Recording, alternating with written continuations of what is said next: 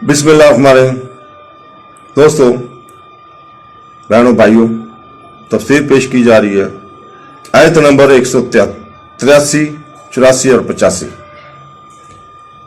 183 में अल्लाह ताला फरमाता है, जिसका तर्जुमा है, वो लोग जो कहते हैं कि अल्लाह ने हमसे वादा लिया था कि हम किसी रसूल की इस वक्त तक तस्दीक ना करें जब तक वो ऐसी कुर्बानी पेश ना करे जिसे आग खा जाए।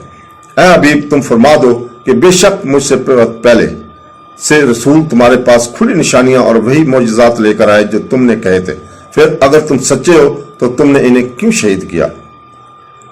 इस आयत का निशान ज़ूल यह है कि यहूदियों की एक जमात ने सरवर कायनात सल्लल्लाहु अलैहि वसल्लम से कहा था कि हमसे तो रायत में अहद लिया गया कि नबूवत का दावा करने वाला जो शख्स ऐसी कुर्बानी पेश न कर सके जिसे आसमान से सफेद आग उतर कर खाए, इस पर हम हरगज अमान न लाएं। इस पर यह आयत नाज़िल हुई और इनके इस खालस झूठ और बहतान को बातिल करार दिया गया, क्योंकि इस शर्त का तौरात में नामो निशान भी नहीं है।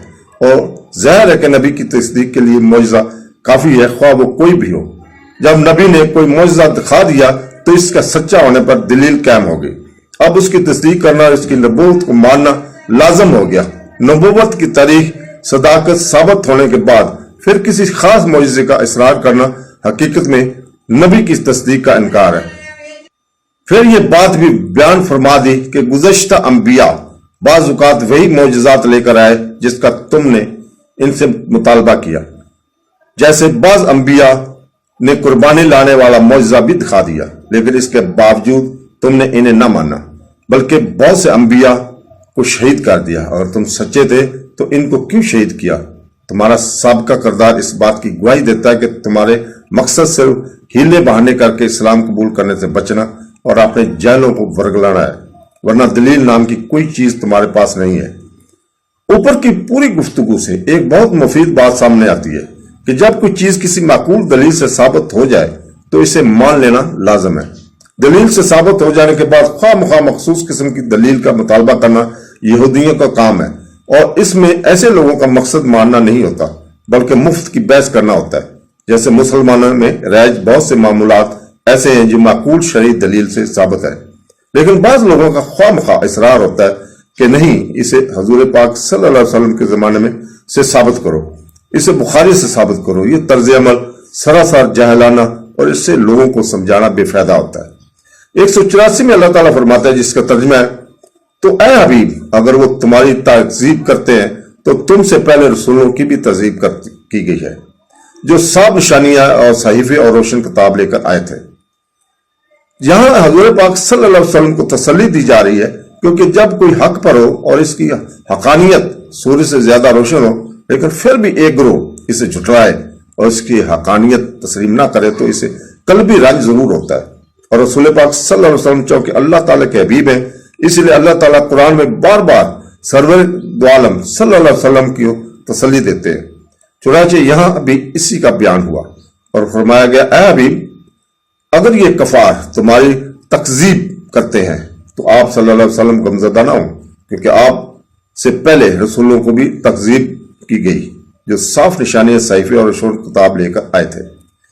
आप भी इनकी तरह सब्र और इस्तकामत से तबलीग दीन फरमाते रहे।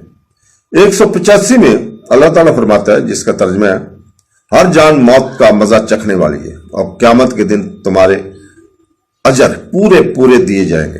तो जिस आग से बचा लिया गया और जन्नत में दाखिल कर दिया गया तो वो कामयाब हो गया, और दुनिया की जिंदगी तो सिर्फ धोखे का समान है। तो दोस्तों, इसमें अल्लाह ताला फरमाता है, यानी इंसान हो या जिन या फरिश्ता, गर्ज ये कि अल्लाह के सिवा हर जिंदा को मौत आनी है और हर चीज फानी है। इस आयत से मालूम हुआ कि अल्लाह ताला ने हर जानदार मौत मुकर्रर फरमा दी है और इससे किसी को छुटकारा नहीं मिलेगा और ना कोई इससे भाग कर कहीं जा सकेगा। मौत रूह की जिस्म से जुदा होने का नाम है और ये जुदाई इंतहाई सख्त तकलीफ और अजियत के साथ होगी, और इसकी तकलीफ दुनिया में बंदे को पहुंचने वाली तमाम तकलीफों से सख्तर होगी। मौत और इसकी सख्ती के बारे में अल्लाह ताला से अरशाद फरमाता है, और मौत की सख्ती हक के साथ आ गई। इस वक्त कहा जाता है कि ये वो मौत है जिससे तू भागता था। हजरत उमर फारूक रज़ी अल्लाह ताला ने हजरत काब रज़ी अल्लाह ताला से फरमाया, ऐ काब, हमें मौत के बारे में बताइए। हजरत काब रज़ी अल्लाह ताला ने अर्ज की, ऐ अमीरुल मोमिनीन रज़ी अल्लाह ताला अन्हु, मौत एक ऐसी कांटेदार टहनी की तरह है जिसे किसी आदमी के पेट में दाखिल किया जाए और इसका हर कांटा एक रात में पवस्त हो जाए। फिर कोई ताकतवर शख्स इस टहनी को अपनी पूरी कवत से खींचे तो इस टहनी की जद में आने वाली हर चीज कट जाए और जो जद में ना आए वो बच जाए। हजरत शहदाद बिन ओस रज़ी अल्लाह ताला फरमाते हैं कि मोहम्मद पर दुनिया और आखिरत का कोई खौफ मौत से बढ़कर नहीं। ये खौफ से चीज है कैंचियों से काटने और हांडियों में बालने से भी ज्यादा सख्त है। अगर कोई मैयत कब्र से निकालकर दुनिया वालों को मौत की सख्तियां बता दे तो वो जिंदगी से नफा उठा सकेंगे और ना नींद से लज्जत हासिल कर सकेंगे। मरवी है कि जब हजरत इब्राहिम अलैहिस्सलाम अल्लाह ताला से इनसे फरमाया कि इस मेरे खलील तुमने मौत को कैसा पाया, आपने अर्ज की, जिस तरह गर्म सीख को तर रोई में रख जाए फिर इसे खींच लिया जाए। अल्लाह ताला ने इरशाद फरमाया, हमने आप पर मौत को आसान किया है। हजरत आयशा रज़ी अल्लाह ताला फरमाती है, बेशक रसूल पाक सल्लल्लाहु अलैहि वसल्लम के सामने पानी का एक बर्तन रखा हुआ था। आप सल्लल्लाहु अलैहि वसल्लम अपने दोनों हाथ पानी में दाखिल करते, फिर इन्हें चेहरा अनवर पर मलते और कहते, बेशक मौत में तकलीफ होती है। फिर दस्ते मुबारक उठाकर फरमाते, रफीक आला, मैं यहां तक कि आप सल्लल्लाहु अलैहि वसल्लम की रूह कब्ज कर ली गई और दस्ते मुबारक झुक गया। हजरत अब्दुल्ला बिन उमर रज़ी अल्लाह ताला सुनाते हैं कि हजरत आयशा रज़ी अल्लाह ताला ने फरमाया, मैंने हजूर पाक सल्लल्लाहु अलैहि वसल्लम के विसाल के वक्त जो सख्ती देखी, इसके बाद मुझे किसी की आसान मौत पर शक नहीं है।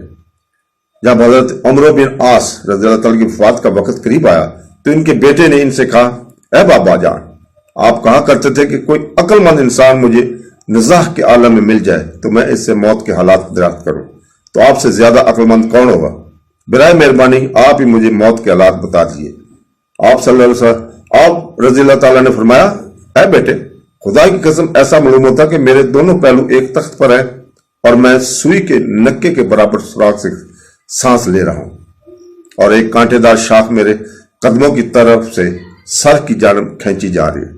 हमें गौर करना चाहिए कि हम तो सरथपा गुनाहों में डूबे हुए हैं और हमारे ऊपर मौत की सख्ती के अलावा न जाने और कितनी मुसीबतें आएंगी। इसलिए अक्लमंदी का तकाजा यही है कि मौत को बखशियत याद किया जाए और दुनिया में रहकर मौत और इसके बाद की तैयारी की जाए। तो दोस्तों, अल्लाह ताला हमें कुरान, हदीस और तफसीर पढ़ने की तौफीक अता फरमाए। आमीन सुम आमीन। अल्लाह हाफ़िज़।